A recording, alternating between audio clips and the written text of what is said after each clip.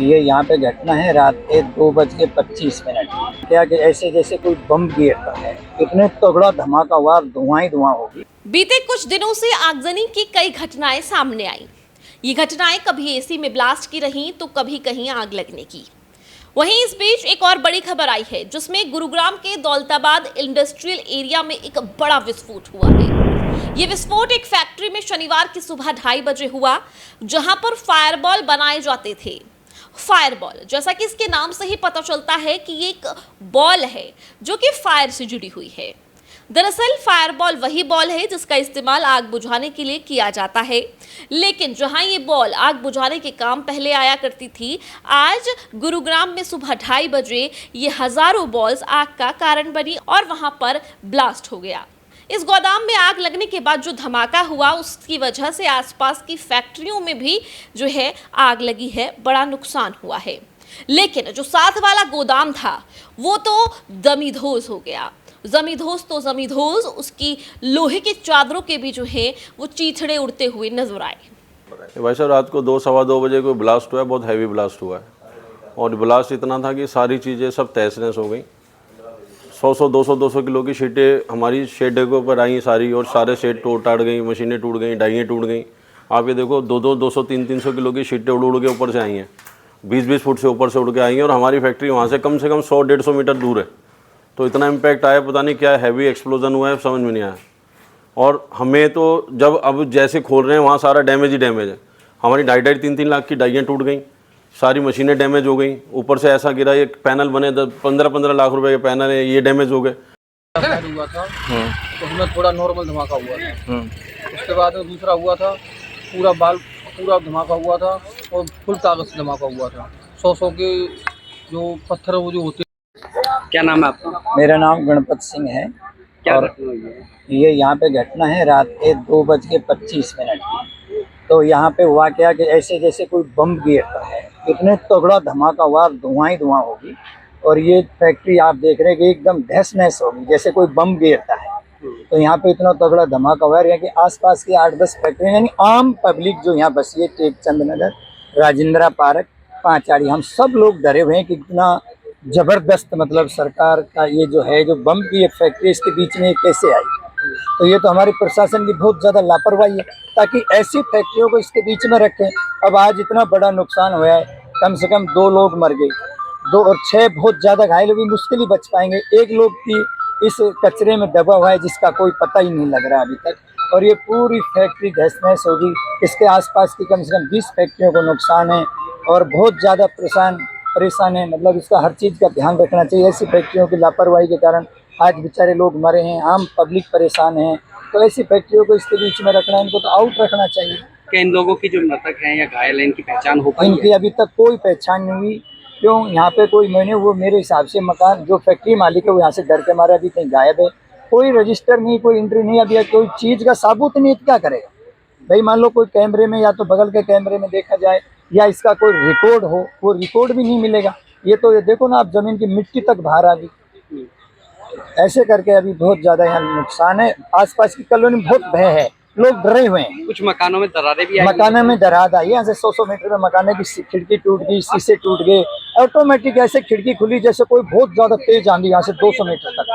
इस चीज का जो है यहाँ पे वो था, ये केमिकल्स बनाते थे, कोई आग बुझाने की बोल है, बोल में केमिकल डालते थे, उसकी पैकिंग करते थे। जो ये प्लास्टिक पड़ा है, प्लास्टिक की बोल है। पुलिस की अब तरफ वो से इस पूरे आग बुझाने मामले की की जगह जांच की खुद जा ने रही अपना है। हाथ का रूप ले लिया, हालांकि तो अभी किस तक काम आग का वो लगने का केमिकल? कारण नहीं पता लग पाया है। क्या कुछ मामला है तो बताएंगे। ये हमारे को लगभग 1:36 का मैसेज था हमारे पास। तो यहाँ फायर का मैसेज था। उसके बाद दोबारा मैसेज आया 112 से कि भाई ऐसे ब्लास्ट हो रहे हैं। फिर हमने हमारी टीम पहुँची है यहाँ पर देखा है। तो फिर जितने भी स्टेशन हैं वहाँ से गाड़ियाँ बुलाई हैं और फायर पे अब फिलहाल कंट्रोल है। यहाँ तो अभी क्लियर नहीं है, बता रहे हैं 2 हैं, अभी निकाली नहीं है, अभी चेक कर रहे हैं, सर्च कर रहे हैं।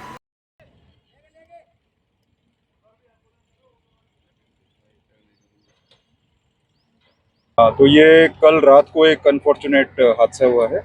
करीब 3 बजे ये एक इंडस्ट्रियल एरिया है दौलताबाद का, द्वारका एक्सप्रेसवे के साथ में। तो इसमें ब्लास्ट होने की सूचना प्राप्त हुई थी तो कंट्रोल रूम में सूचना प्राप्त होने के बाद हमारी पुलिस यहाँ पे मौके पे आई, एम्बुलेंस को अर्जेंटली बुलाया गया, फायर ब्रिगेड कॉल की गई यहाँ पे।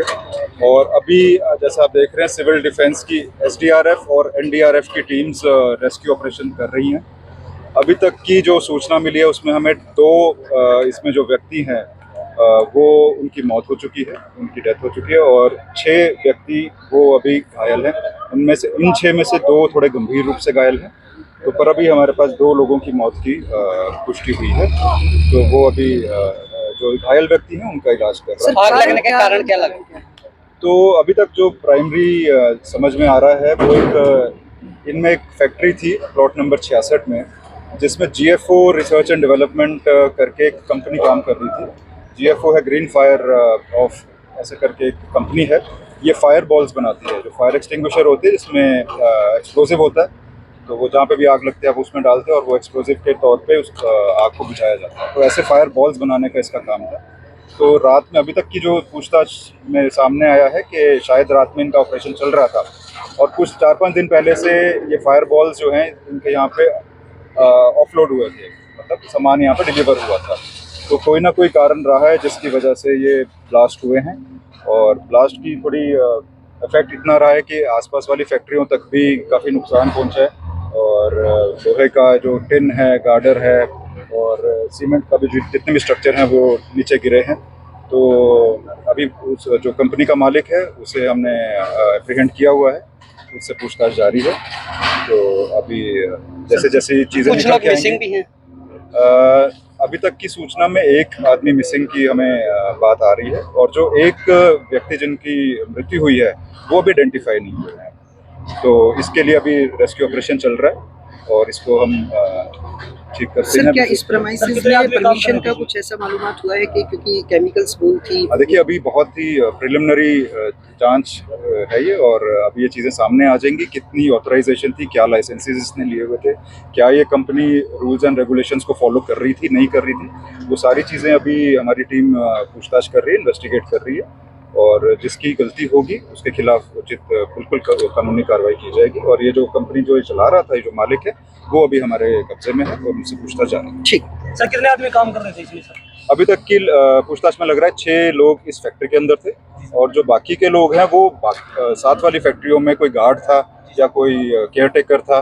तो उस टाइप से हमारे पास 10 व्यक्तियों की सूचना अभी तक है। तो 2 की मौत हो चुकी है, एक रेस्क्यू चल रहा है। 2 की मौत हो चुकी है, एक का हमें डाउट है, संदिग्ध है कि हो सकता है इसके बीच में कोई हो ना। बहुत पुष्टि नहीं है इस चीज़ की कि कोई मिसिंग है, उसके कारण हम सर्च कर रहे हैं। बट एक ये सर्च है कि हालांकि जब पुलिस से बात की गई तो मृतकों की संख्या तब तक 2 थी, लेकिन अभी ताजा आंकड़ों के अनुसार ये संख्या 9 तक पहुंच गई तो है। हमने ये जो इंडस्ट्रियल एरिया है इसके प्रधान जी हैं जो, उनसे बात कर लिया। वो सभी जितनी भी आसपास की फैक्ट्रियां हैं उसमें अपने अपना रिकॉर्ड बना रहे हैं कि कौन लोग रात को काम कर रहे थे। कोई मिसिंग तो नहीं है उनमें से, तो उस चीज़ का भी कार्रवाई हुआ। क्या घायलों की, मृतकों की कोई पहचान हो पाई है? नहीं, मैंने आपको बताया कि जो जितने भी लोग हैं वो उनकी पहचान हो गई है। जो 2 मृत हैं उन 2 मृत में से एक की पहचान अभी नहीं हो पा रही है कि वो कौन व्यक्ति है। एक की पहचान है। ठीक। इसका रास्ता पीछे से भी है क्या? ये उधर से भी है।